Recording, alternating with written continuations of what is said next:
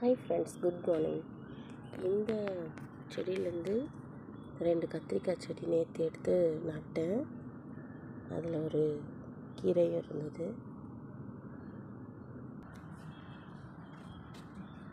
இந்த மாதுளை செடி இன்றைக்கி இந்த செடியில் பாட் பண்ணேன். வேற ஒரு செடியில் வளர்ந்துருந்தது. 2 வந்திருந்தது. இங்கே ஒன்று வச்சுட்டு அங்கே ஒன்று வச்சுருக்கேன். இந்த கரும்பு செடியிலேருந்து நிறைய சைடு பிரான்ச் வந்திருந்தது. அதை அப்படியே கிராஸாக கட் பண்ணி கிட்டத்தட்ட ஒரு 15 பிரான்ச்சுக்கு மேலே வந்திருந்தது. அதை நான் வேறு 3 தொட்டியில் பாட் பண்ணியிருக்கேன்.